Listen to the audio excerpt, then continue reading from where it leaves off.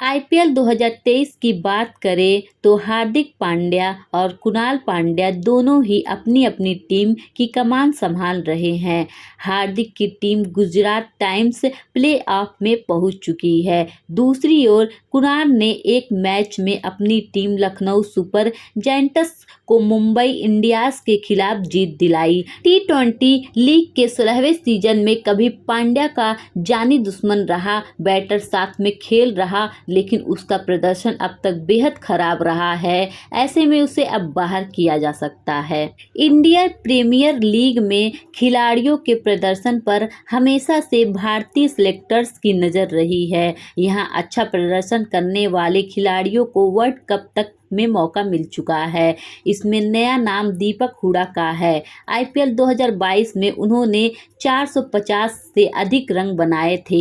इसके बाद उन्हें ऑस्ट्रेलिया में हुए टी20 वर्ल्ड कप के लिए भारतीय टीम में चुना गया था, लेकिन वह बल्लेबाज आईपीएल 2023 में बुरी तरह फ्लॉप रहा है। इससे पहले इंटरनेशनल मुकाबलों में वे खराब प्रदर्शन के चलते टीम इंडिया तक से बाहर हो चुके हैं। लखनऊ की कमान अभी कुणाल पांड्या के पास है। एक समय हुडा और पांड्या के बीच दुश्मनी थी, इस कारण हुडा को टीम तक को छोड़ना पड़ा था। मामला साल 2021 का है। बीसीसीआई की ओर से आयोजित टी20 मुश्ताक अली ट्रॉफी में कुणाल पांड्या और दीपक हुडा बड़ौदा की ओर से खेल रहे थे। टीम की कप्तानी पांड्या के पास थी। लड़ाई के चलते दीपक ने टीम का साथ छोड़ दिया था। तब उन्होंने कहा था कि कुणाल पांड्या ने उन्हें गाली दी थी। इस मामले ने तब काफ़ी तूल भी पकड़ा था। इसके बाद हुडा बड़ौदा का साथ छोड़कर राजस्थान से जुड़ गए थे।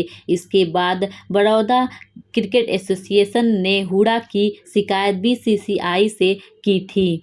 आईपीएल 2022 में कुणाल पांड्या और दीपक हुडा दोनों ही खिलाड़ियों को ऑक्शन में लखनऊ सुपर जायंट्स ने खरीदा। कुणाल को 8 करोड़ से अधिक मिले। तब साथ में खेलने के सवाल पर हुडा ने कहा था कि कुणाल उनके भाई की तरह हैं और भाई से छोटी मोटी लड़ाई होती रहती है। कुणाल को लेकर उन्होंने कहा कि वे मैच विनर खिलाड़ी हैं। वे बल्ले और गेंद दोनों से टीम की ओर से अहम रोल निभाते हैं।